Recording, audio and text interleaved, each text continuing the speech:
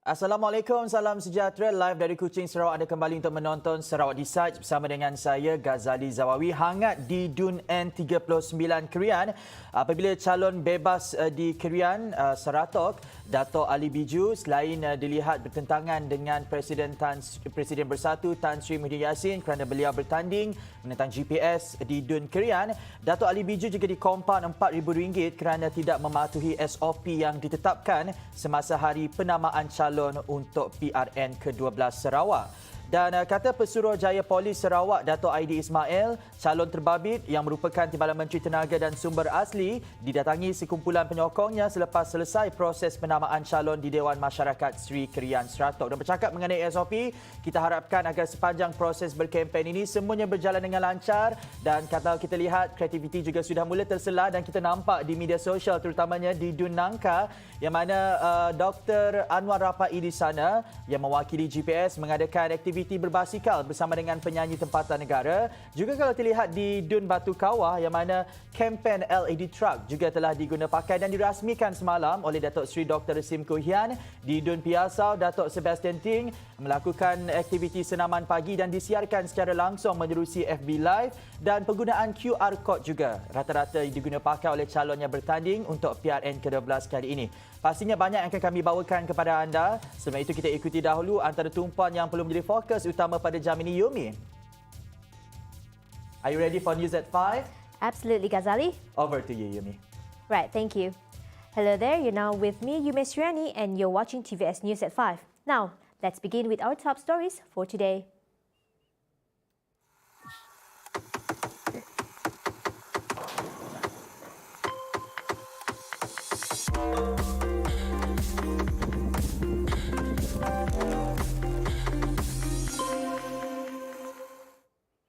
The civil service is the engine for the government. Therefore, the Public Service Commission has to adapt for the needs of the future as envisioned by the government. As the world now transitions to digital economy, the civil servants are told to utilize new technology in line with the digitalisation policy in Sarawak. We are going to a digital economy where every facet of life now is based on technology. In other words, we also have to have civil servants who are recruited into the civil service, who are visionary, who can help the government. Of course, the government has the vision, but the implementers is very significant in order to realize the objective of the government. The whole structure will change because of technology. And we are engaging with international investors. Abang Johari said this during the Public Service Commission's 60th anniversary celebration at the Sarawak Legislative Assembly building today. The economy of tomorrow will change. Hence, the Sarawak government is currently engaging with international investors who are now utilizing technology in their businesses, he said. The Chief Minister also stated that the state government will not exert pressure to the Public Service Commission and will ensure that the Commission will remain as an independent institution. Government cannot be the employer like before. Government is there just to facilitate, and government has certain objectives. So in other words, no longer like before lah. Kalau makai kita kata kerja sini kerjaan. But now it is changed. It's more the private sector.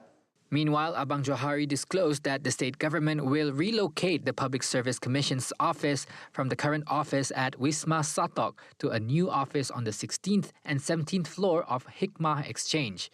Hikmah Exchange is expected to be completed by the third quarter of next year.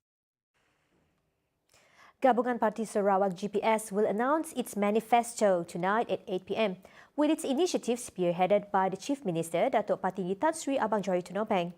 As the announcements draws near, the people have expressed their aspirations for the next government who will be governing the state, with initiatives emphasizing on prosperity, well-being and a glorious Sarawak. The next government, Mola banyak digital pun line or whatever lah, tower and so on, just to get opportunity dengan sidak baru, angkatan baru, generasi baru, supaya mereka dapat kerja, banyak ke jalan-jalan worldwide lah, digital, and then dari segi ekonomi dapat menambahkan orang-orang kita bekerja dalam urusan digital lah. Kerana without digital tu kita akan jadi backwards. So hope the next government akan bekerjasama dengan generasi yang akan datang, memberi peluang pekerjaan. Ialah diharapkan kami lah. Kerana generasi kini tu yang muda akan menerajui pimpinan.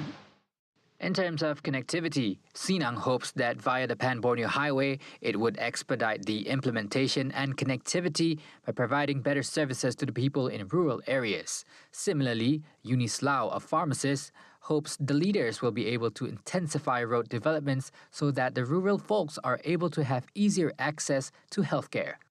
In terms of transportation, of course, we hope there will be an ease in transportation, especially for those in rural areas.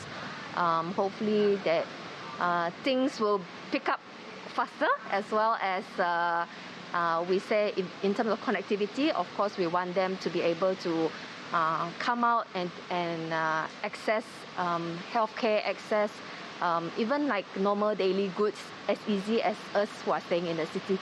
Yeah, so hopefully, after this election, hopefully things will be, promises will be fulfilled, and also, they will be delivered as well. Failure to abide with the standard operating procedure set for the Sarawak state election, a candidate contesting in Korean was slapped with a fine of 4,000 ringgit. The incident occurred during the nomination day on December 6 after the said candidate submitted his nomination papers. It is said as he exited the nomination centre, his supporters gathered around him in high spirit, ignoring the SOPs. Sarawak Police Commissioner Dato' ID Ismail said in a statement only the said compound had been issued by the police since the nomination day. ID said throughout the election period, political party candidate that organize event or meeting have to obtain permit from the police. Meanwhile, for ministerial or governmental event, permits must be obtained from the Sarawak State Disaster Management Committee. As of December 7, a total of 103 application of permits have been accepted by the police from parties that will be contesting for the state polls. For the early voting, ID said 10,458 members of the Police and General Operations Force GOF will cast their vote on Tuesday next week, December 14. A total of 85 early polling centres will be established statewide. Roads play a central role in rural development, alongside basic amenities like water and electricity supply. Needless to say, good roads in rural communities are vital to the growth of the agriculture sector and its contribution to the economies. In Tebedut, for example, road connectivity is no longer an issue with sealed road connecting the villages. However, as agriculture is the main economic sector here in Tebedut, many have expressed their hopes of having agricultural roads connecting their farmland. We spoke with incumbent Dato' Amma Michael Manyin to find out more on this. So what is required today is not the infra alone, but how to provide connectivity to the farmland. So that's why our emphasis now is to build a farm road. We started about 3 years ago already through our RTP. We get 300,000, 200,000 to build farm road. So once the farm road is available, there's no point to talk about land and all this if there is no connectivity. When the farm road is available, I think that more and more people utilize. So we hope that through that, we'll be able to uplift the living standard of the people in N21 Tebedut. He added the farm road connectivity would greatly improve the socio-economic activities and the livelihood of the Bedou and its surroundings. Several party flags were taken off by the Election Commission (EC) from the Satok Bridge, as it is deemed as a safety concern for road users, as party flags cannot be installed at places of religious interest, government premises and universities, to name a few. Biasalah macam jambatan gantung si boleh, jambatan si boleh jambatan, and religious place lah macam surau, masjid, sekolah. Masjid is a sensitive area lah. Kita si mau benda tu jadi nutup lah. And then also elektriknya bahaya juga. Tidak sesko si mau lah. Macam rumah-rumah with consent lah, dengan orang rumah pun consent lah. Macam balai raya boleh, tapi consentnya pun ketua kampung lah, KK ataupun menghulu lah. But then other than that memang sih boleh lah. Even kat simpang-simpang jalan pun sih boleh. We give allowance, kita nak nangga jalan simpang-simpang. Also you cannot just pacak bendera there, you know. Benjamin explained that flags can be taken down by 3 authorities, including the EC, local councils, and the political party itself. And one of the main reasons that could lead to the party's flag removal is the absence of a deposit payment. And all this, before you pacak apa-apa, you have to have this, apa kata orang, deposit iklan dengan PBT, di DKU lah, local council, yes. So even SDR also you have to give cengkam also lah, deposit also lah. Because even the local council also they have their own noto lah. So bila you seda you don't have this deposit whatever. So DBKU can just alih you pun bendera or whatever lah. Let the people in Batu Kawah be the judge of me, said Datuk Sri Dr. Sim Koo Hian, seeking his second term as the people representative there, adding that a political ploy dispute that has no ending would only burden the people, whereas complaint alone will not solve any issues. We don't spend a lot of time, unlike others, just with publicity stunt or gaduh. Because if gaduh, things cannot move. Gaduh is only good for publicity.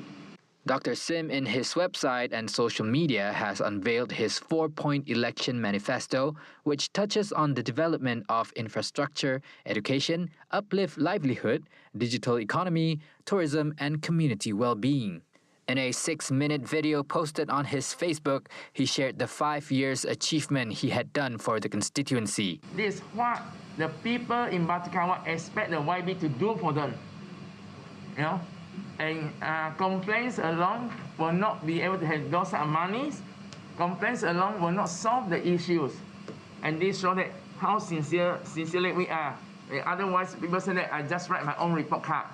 Because ultimately, it's the people judge me. And I appeal to them to give me another 5 years, and I will share my manifesto after GPS manifesto launch tomorrow. He said this during a press conference in Kuching, at the same time revealing his report card in the past 5 years helming the Batu Kawah seat. As some of the projects in the constituency are still ongoing, Dr. Sim said that the state government under GPS had spent 330 million ringgit for the Batu Kawah development. Over the last 5 years, just to outlive Batu Kawah. So these are the gist of what my team and I have been working on with you, for you in Batu Kawah over the last 5 years. Please follow my social media and bookmark my website for more details on how I plan to bring Batu Kawah to the next level in the next 5 years going forwards. Let us together move forward Batu Kawah and Sarawak. Vote for GPS, and together we get more work done. With you, for you, forward Batu Kawah. 四角同心，你我共进。Untukmu, bersamamu, majulah Batu Kawah.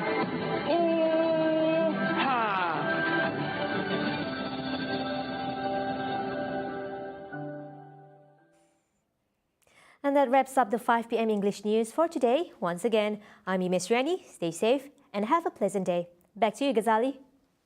Baik, terima kasih Yumi untuk News at 5. Kepada anda, jangan ke mana-mana, teruskan kesetiaan anda hanya dalam Sarawak Decides.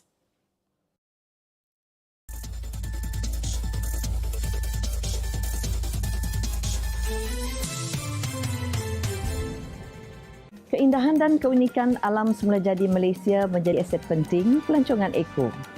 Jom nikmati keindahan flora dan fauna Malaysia sambil mencuba aktiviti lasak yang disediakan. Jom cuti-cuti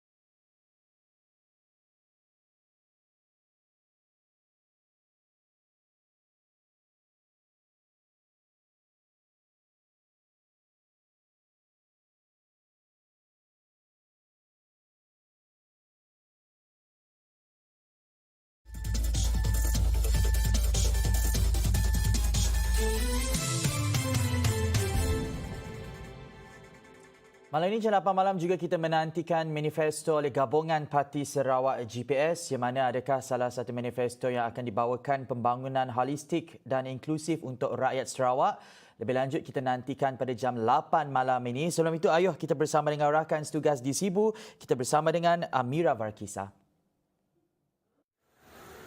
Terima kasih rakan setugas di studio. Ketika ini saya berada di Taman Selera Harmoni, salah satu tempat menjamu selera di kawasan Dunangka yang menjadi tumpuan terutama waktu malam. Jadi pada hari ini saya akan kongsikan suasana 2 hari selepas penamaan calon di Dunangka. Melalui tinjauan saya di sekitar Dunangka, perang bendera antara parti politik yang bertanding di sini kian meriah, terutama di antara gabungan Parti Sarawak GPS dan Parti Sarawak Bersatu.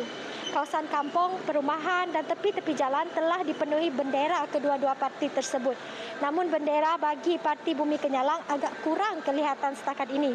Selain bendera, poster-poster calon juga sudah mulai dipasang di sepanjang jalan, tidak kurang juga papan-papan iklan. Calon-calon juga kelihatan mengedarkan bahan-bahan kempen dari rumah ke rumah dengan pematuhan SOP yang ketat. Melalui tinjauan saya di media sosial pula, calon GPS dan juga penyandang Dunangka, Dr. Anwar Pai memanfaatkan platform media sosial beliau sepenuhnya untuk berkempen. Dalam pada itu, satu lagi keunikan yang saya saksikan di Dunangka adalah penggunaan trailer hologram yang menampilkan ucapan dari Ketua Menteri Sarawak. Malah suara belia Nangka turut ditampilkan setelah tayangan ucapan tersebut. Pertembungan 3 penjuru antara calon GPS Dr. Anwar Pai, Intan Nur Azian Wan Sapuan Daud PSB dan Olivia Lim Wensia dari PBK dilihat semakin sengit. Saya rasa ini sahaja yang dapat saya kongsikan setakat ini. Saya akan kongsikan perkembangan dari masa ke semasa. Kembali ke studio. Baik, itu perkembangan oleh gerakan setugas Amira dari Sibu, dan itulah yang seperti dikatakan oleh Amira, terdapatnya trailer hologram yang diguna pakai oleh calon GPS yang bertanding di sana iaitu Dr. Anwar Rapai. Juga meriah semalam, Dr. Anwar Rapai melakukan aktiviti berbasikal bersama dengan penduduk setempat, juga dengan penyanyi tempatan negara. Dan pastinya selepas ini kami juga nak bawakan kepada anda infografik laporan mengenai calon-calon yang bertanding bersama dengan rakan setugas Razi Ahmad. Silakan.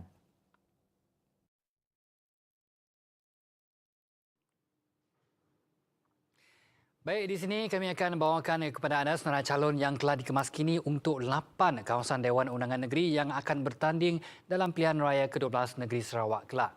Kita mulakan dengan DUN pertama iaitu N1 OPAR dan di sini kita boleh lihat sudah ada pertembungan 6 penjuru di antara calon Parti Sedar Bayang Anak Terun, calon baharu gabungan Parti Sarawak GPS Bilik Anak Sujang, calon daripada Parti Sarawak Bersatu PSB Ranum Anak Mina, wakil daripada Parti Keadilan Rakyat PKR Meneng Anak Biris, wakil daripada Parti Bumi Kenyalang PBK Fridi Anak Misit dan juga calon Parti Bangsa Dayak Sarawak Baru PBDSB Cikgu Saini Anak Kakong.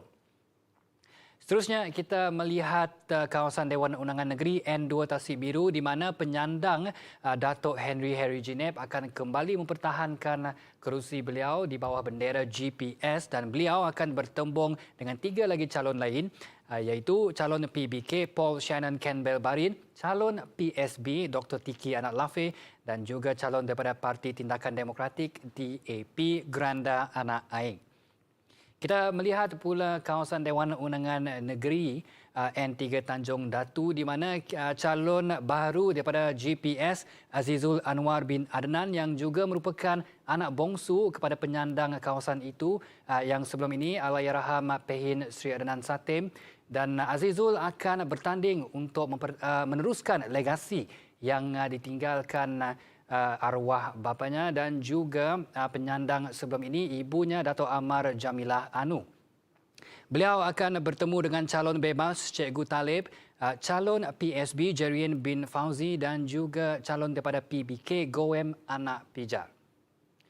Kita bergerak pula kepada DUN N4 Pantai Damai dan di sini kita boleh lihat pertembungan 1 lawan 1 di antara penyandang Datuk Dr. Abdul Rahman bin Junaidi, calon GPS dan beliau akan bertanding bersama dengan calon PSB Mahmud bin Sabli. Seterusnya kita bergerak pula kepada DUN N5 Demak Laut di mana penyandang Dr. Hazlan bin Abang Hibni sebagai calon GPS akan kembali mempertahankan kerusi beliau dan beliau akan bertanding dalam pertembungan 4 penjuru bersama dengan calon daripada Parti Amanah Jen Peli, calon bebas Khairul bin Ahmad dan juga wakil daripada PSP Yatika binti Jelani.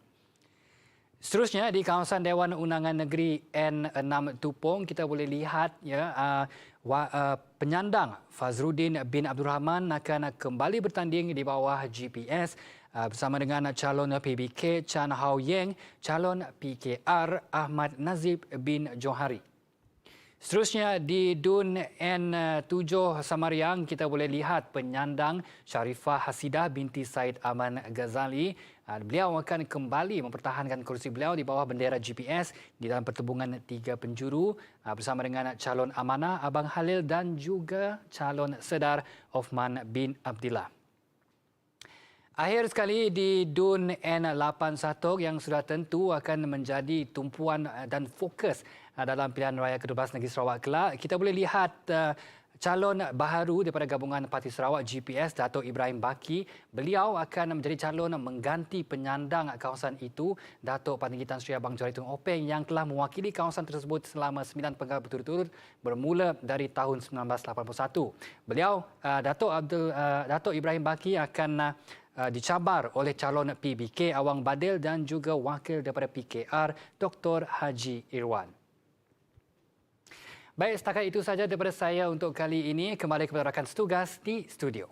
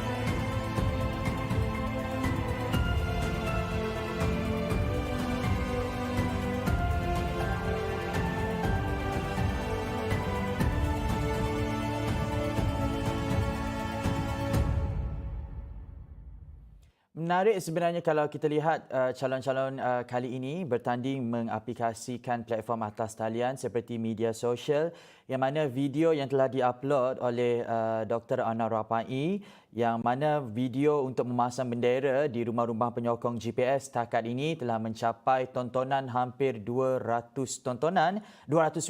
tontonan. Dan kalau kita lihat juga yang mana untuk trailer hologram yang diadakan oleh beliau di Dunangka juga menyaksikan beliau memberi peluang kepada anak-anak muda untuk berdiri di depan trailer tersebut menyuarakan apa yang mereka mahukan untuk PRN ke-12 kali ini. Seterusnya, kita nak bersama dengan rakan setugas Douglas untuk bawakan perkembangan di Serian. Jom. From a farming and agriculture-based village to a booming economic hub, Serian has seen rapid development taking place over the last couple of years. The construction of the Pan-Borneo Highway, for example, has even led to spillover development in other areas such as Terbadu. And with the opening of the Serian alignment on Sunday, not only does it cut travel time to Kuching from 1 hour to 40 minutes, but it also hopes to attract more people to stop over at the town. And here's what the locals have to say. Kita kan dah ada Pan-Borneo, jadi memudahkan untuk kenderaan berulang-alik dari Serian ke Kuching dari Kuching sampai ke Miri nun. Harapan kami mau dekat Serian tu ada sikit mall yang besar. Mun ada mall besar kan anak-anak muda yang baru habis sekolah boleh dapat kerja. Saya tengok harapan Serian mungkin maju, bus stop sudah bagus, terminal pun sudah bagus, pipe besar pun sudah bagus, elektrik ini pertama-tama pun semua bikin bagus. Tak ada kotor sampah, semua bersih, keliling tengok. Rakyat pun senang, orang penduduk di kampung pun dapat dari pertanian, hasil pertanian, pekebun, sawit, kopi, macam itu, macam kampung kami. Pertanian dari kampung, kebun skim kopi, bantuan bajak, subsidi lagi. Sekarang penduduk makin tahun makin maju. Perubahan di Bandar Serian dah makin banyak. Seperti dah ada Lipapa, Everwin pun dah ada. Kami harap Serian akan maju seperti di Bandar Kuching lah. Saya harap kami orang yang berniaga kecil di Serian ni akan lebih meningkat juga. And for the upcoming 12th state election, many are hoping that the continuous development will still take place to transform Serian into the same level as Kuching City. Douglas Elliott, TVS, Serian. Itu dia laporan dibawakan oleh rakan setugas Douglas dari Serian. Seterusnya, apa kata kita saksikan kerana mungkin ramai yang tertanya-tanya bagaimana garis panduan SOP untuk tanggal 18 Disember 2021 nanti untuk hari pengundian. Jom kita saksikan infografik SOP mengundi.